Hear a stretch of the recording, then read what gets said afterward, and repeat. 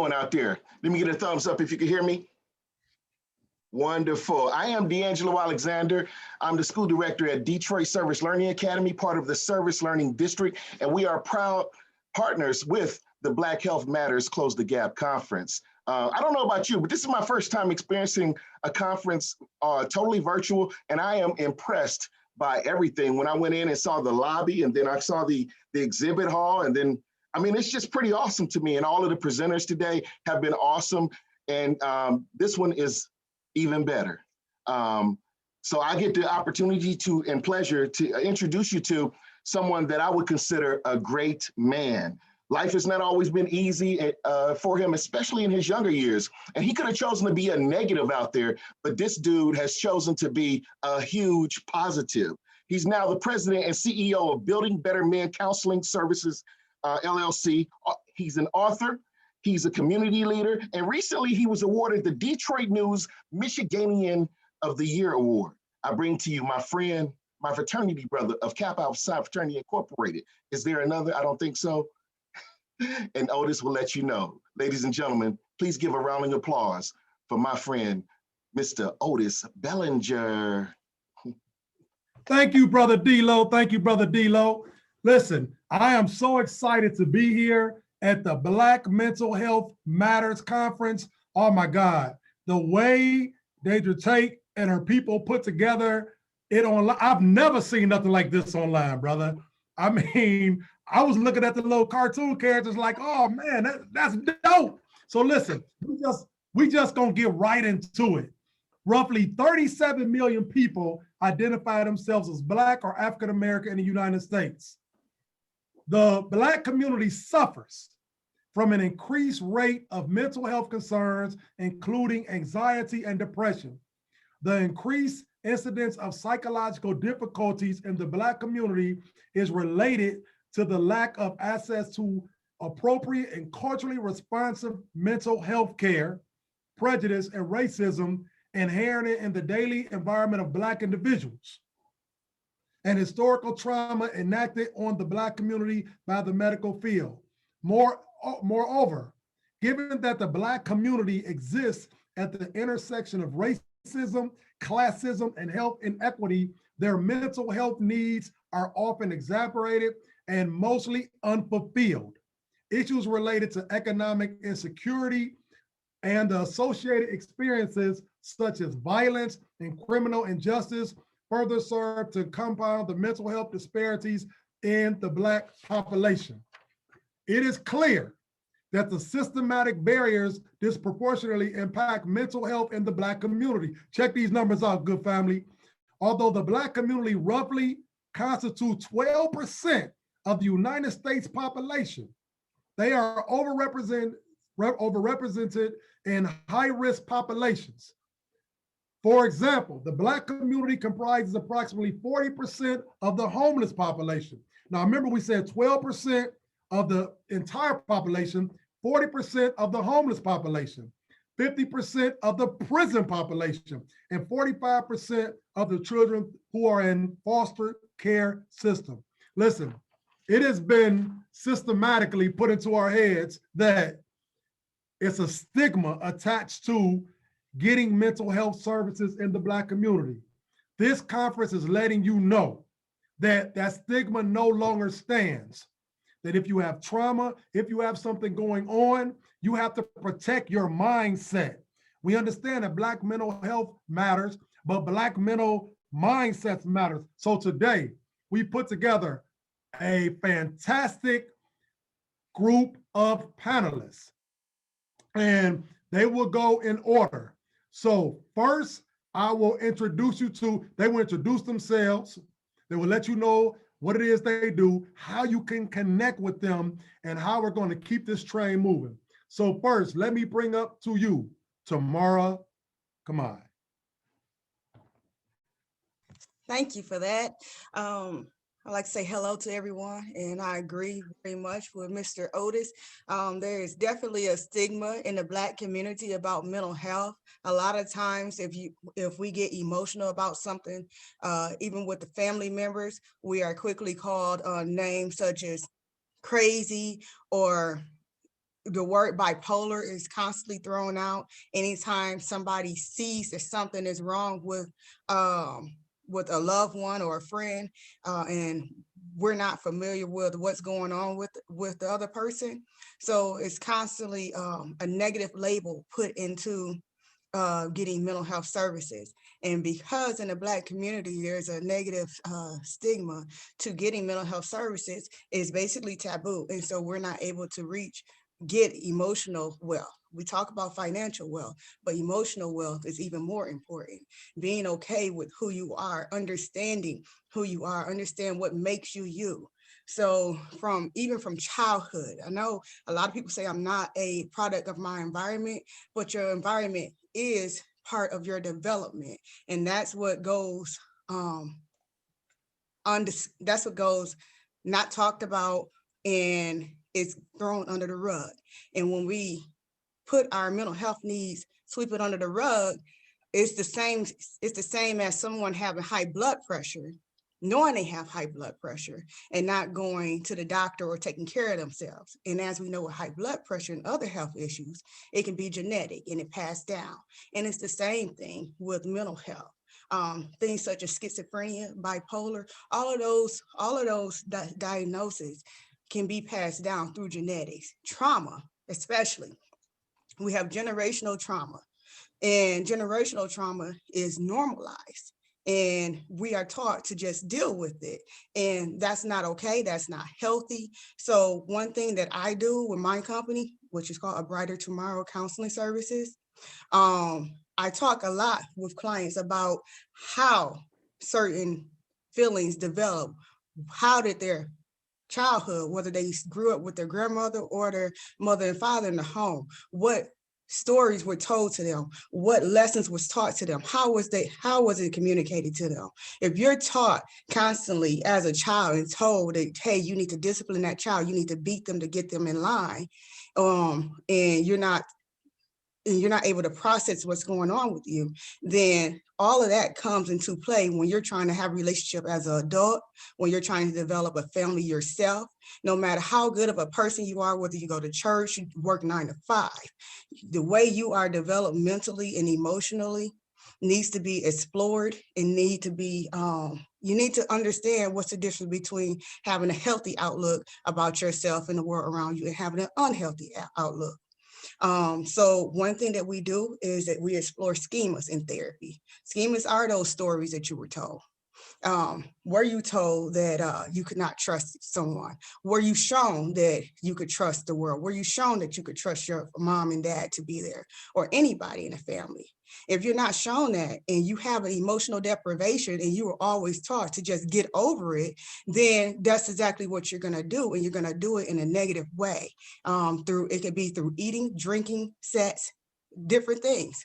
But we're not taught about how to cope with the negative part and process through those negative things in a positive way.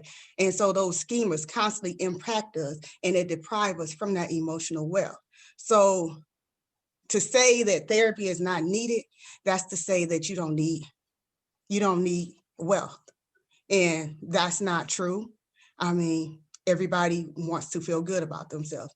So I do family therapy, I do individual therapy, I do couples counseling.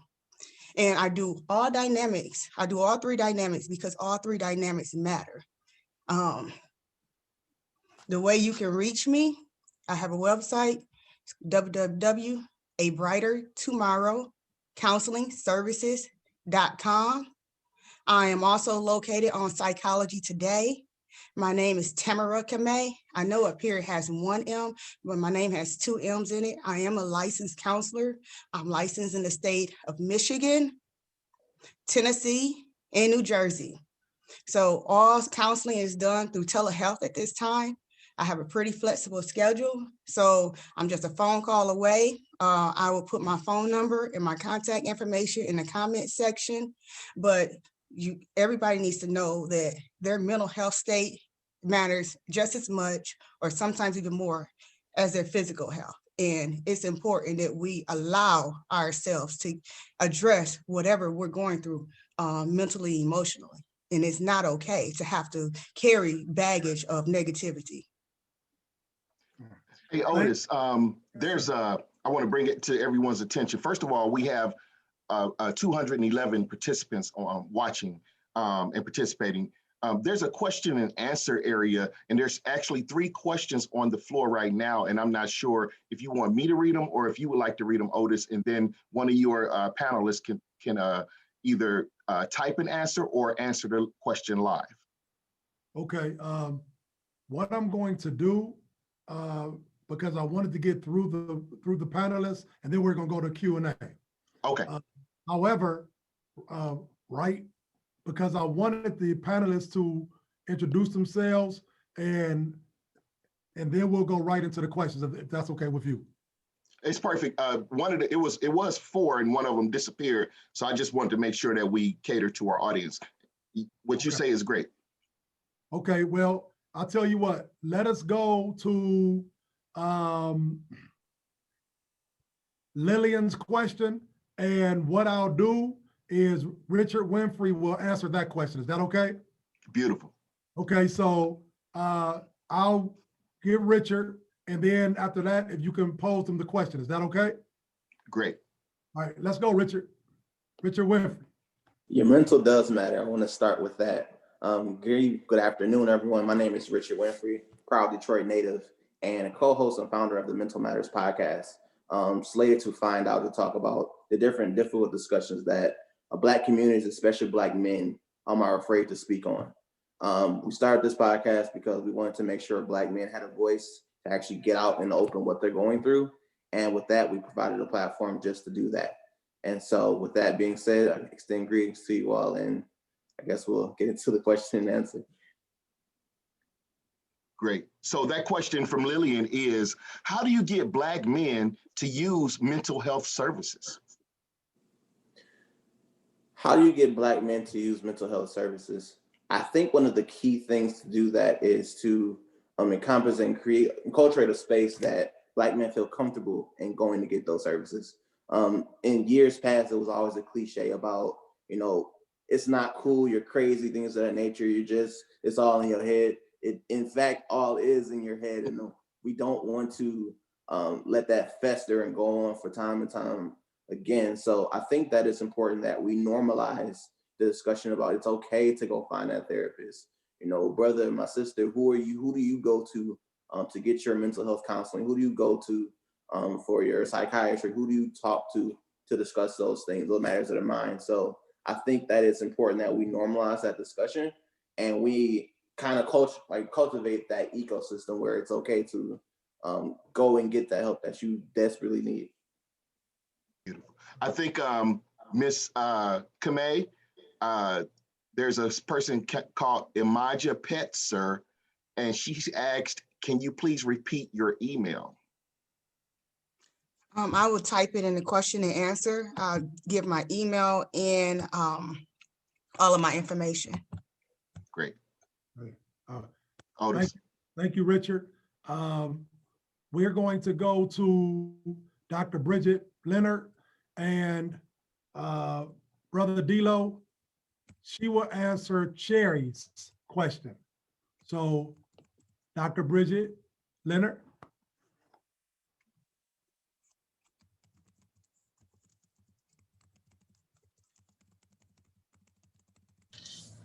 Hello, everyone. So I'm sorry, Otis, I'm answering Sherry's question, you said? Yes, but you will introduce yourself first, and then you can go into the questions. Okay. Hello, everyone. My name is Dr. Bridget Leonard. I'm a doctor of nursing practice. I've been a registered nurse. This will be my 25th year. I'm so excited to be here to talk about mental illness because that is a topic that is taboo in a lot of our households. So just want to go back to Sherry's question real quick. Can you share more on the homeless population and the prison population? I know that from what I've learned as a nurse, I know that in those areas, in the homeless population, the prison population, it's kind of hard to treat a lot of those people because they've often been misdiagnosed or not diagnosed at all. The homeless population is really hard to deal with, to treat them because you don't have that follow-up address. and they have a lot of issues going on where they don't have access to the services that we need. Also, I've heard in the prison population, and anyone else can jump on if you want, again, that the problem with people not being diagnosed and not being treated, and unfortunately prison is not the place to start identifying some of those areas, because they don't always have the proper specialists there that are needed to help tackle those issues. Thank you, Dr. Leonard. We will come back to you. We will now go to Brother Keith K.L. Belvin. And Brother Belvin, can you go to Marie Williams' questions after your introduction? Okay, sure. Good afternoon, everyone. Glad that you're here. I am Keith K.L. Belvin, crisis specialist and award-winning author. And what I do is I solve problems. I am also a former 20-plus year educator in New York City Department of Education. And I also work on mental health ministries. I am trying to get churches to understand the power of having so many people in a particular place that if they would actually just work on the mental health aspect, bring a specialist in who understands how faith and the mental health are actually combined, we can start to tackle some of these problems in an arena that people feel comfortable and feel safe. So this is what I do. I've been doing this for a while. And I also work with relationships, and I also work mostly with women, believe it or not. I don't know how that is, but actually through women is how I get the men to actually listen to me, because through the ladies, they actually then go back to their men and say, you need to talk to this brother. And that's how we open up the door for brothers to get the services that they need. Now, the question that you wanted me to address, you said, Marie Williams, would it be productive for me to get counseling in order to deal with my 26-year-old grandson, mother died when 17, who has mental and emotional problems, but refuses to see counseling? Always. Because the more that you learn, the more that you understand what he's dealing with, the more you can open that door for him to be acceptable to somebody else dealing with his problems. That is actually the line that I work through mothers, through grandmothers, through sisters, through nieces, through aunts, through girlfriends, wives. I explain to them what I do, how I do it, and then that opens up the door for them to lay down the carpet for that person and feel comfortable because they trust you. And then you extend that trust to me, and then I give that trust back to them, and now we have something in place. So I hope that helps answer the question for you. Right. Thank you, Brother K.L. Belvin. You know, let's get to some of these questions. Dr. Leonard, can you go to Sonia Hill's question?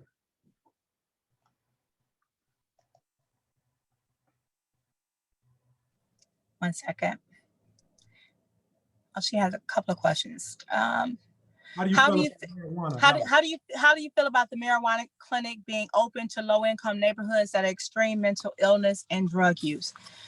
Whew, that's a question all in itself, Miss Sonia. Because I mean, living in Detroit, I don't know how many of you are in the Detroit area, but just riding up and down East 8 Mile. It's like a zoo all in itself. All you see is the trees on the buildings.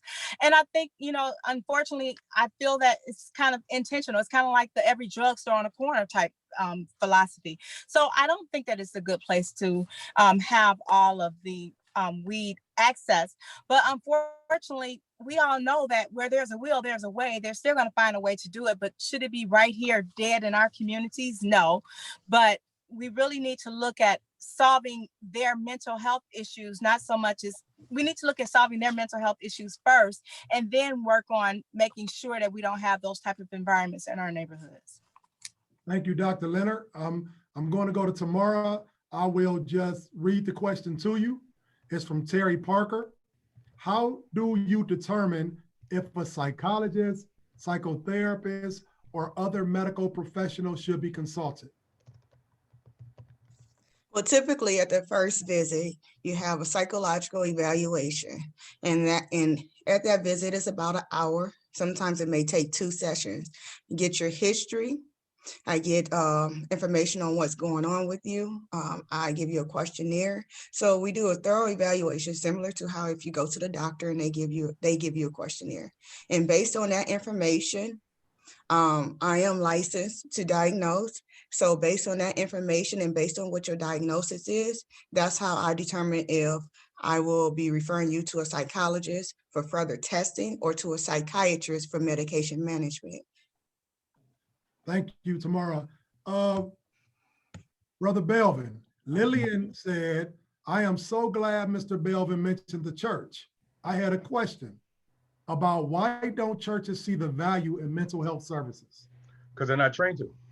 A pastor is trained to preach. I am trained to heal. There's a difference. I am a real teacher of the fivefold ministries. Teaching is the one area that is not addressed in the church. So when you don't have it in place, you don't have it to serve. So what happens is you cannot treat something that you cannot identify. So what happens is we need the church leaders to now say, I am not skilled in this area. Let me bring in Brother Belvin. He'll be here twice a week. You then can sit down with me knowing that I know the word, and then we can actually show that the word and the physical are actually connected. They're not disconnected. Isaiah was healed. I mean, Hezekiah was healed by Isaiah, but it was Hezekiah who was the king and also a man of God. But it was Isaiah the prophet that healed him using medicine. Isaiah could have healed him just by touching him. No, he went and got medicine from Iliad and actually healed. So medicine was being used in the Bible. Mental health is addressed in the Bible. But if you don't know that, you cannot show that. So that's what we have to do.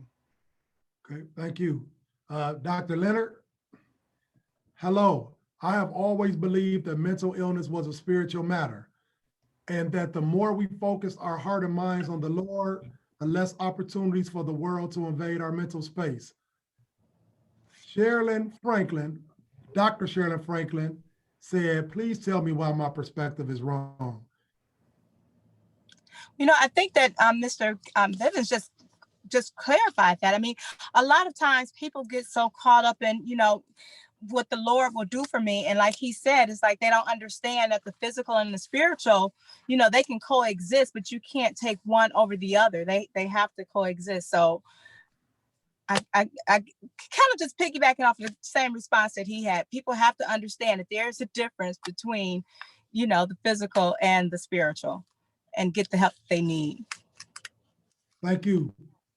Brother Winfrey, why do you think that there is a larger proportion of mental health issues in the Black community than there is in other races?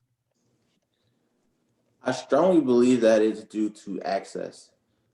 There has been studies shown, and I don't have the numbers in front of me to speak on that, Otis, but the numbers basically show that while maybe some of our white counterparts may have higher cases of reported mental illness, things of that nature, is that the Black communities do not have the access to find counselors and therapists, things of that nature over the years. We're doing a better job, I think, these days to normalize that discussion and, you know, find more access to those resources. But I think that it just comes from a lack of access, and that's what we hopefully here today are here to just expose ourselves as those resources. Okay, thank you. Can all the panelists put their information in the chat, because everybody is asking for it? We are well over, we have a lot of people on this chat, right? Okay. I will give this, okay, this is going to be a, okay. Brother Belvin, he says, thanks. Okay, first, everybody who's in this panel and in this portion of the conference, we would like you to know that there's a lot of questions. However, you are able to reach out to the panelists even after the panel ends. Okay.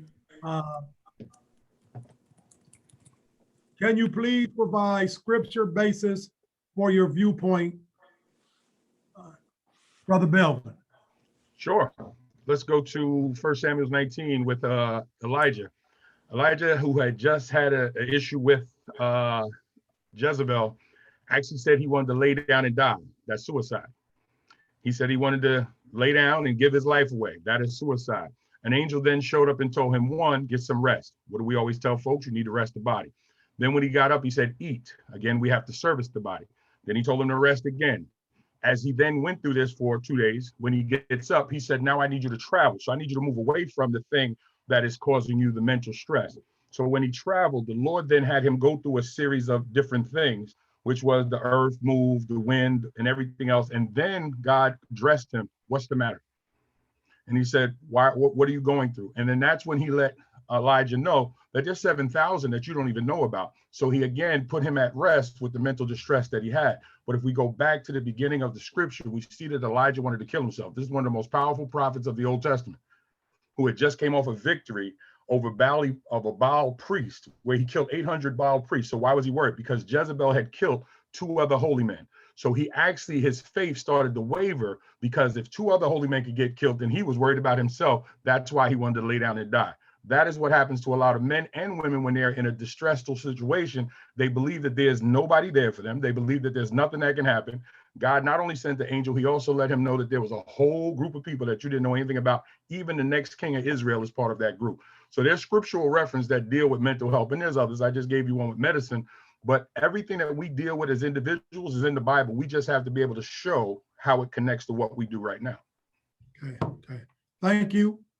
What it is we're going to do, we're going to take about 45 seconds for each panelist to actually give their parting words. And also, we want to hit on, why does Black mindsets matter? I mean, we've tackled a lot of things and we've hit on a lot of different topics. So we just want them to understand, why is it that Black mindsets and Black mental health matters, along with all the valuable information that we've been given so far. So Tamara, you're on the clock. It matters because we matter, and that's what gives our life value. Thank you. Richard?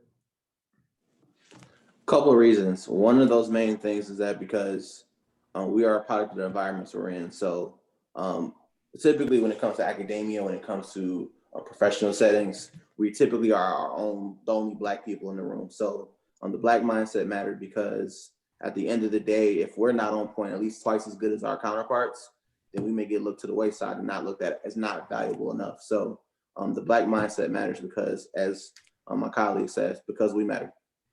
Thank you. Dr. Leonard? Black mindset matters because if we don't recognize the issues that are associated with mental illness, it will increase our chances to exposure for exposure to trauma, and also decrease our access to mental health, setting us up for failure, basically. Thank you. Brother Belvin? Well, Black mindset matters simply because if you do not have clarity of mind, you do not have clarity of anything. And it also affects our relationships, which is something I deal with tremendously, because with the breakdown of the relationship, we also see the breakdown of the family. And then at that point, everything is bedlam. So I just simply would say, take time to address what's going on inside your head. It is not fake, it is real, and then search for help. Thank you. Listen, good people, this has been an excellent panel. We've got a lot in 30 minutes. You know what? People are hitting me on every type of communication, and all they're saying is, where do we get more of this at? And I am here to tell the audience of the Black Mental Health Matters Conference, along with all the valuable information you've been getting all day long from 10 a.m. all the way to 5 p.m., we want you to know that these professionals on this panel, we are working on how to actually bring this to a forefront where we could discuss this more. We had so many unanswered questions. Again, you can reach out to the panelists. They have put their information in the chat, because panelists, you guys done a good job. We had so many other questions that we didn't get to. So I'm sure that we will connect. And the panelists are in discussions right now to see how to expand this panel and a platform, and we will let you know how you can get more of what you got today. So we definitely thank you. We bless you. And remember, Black mindsets matter. Thank you.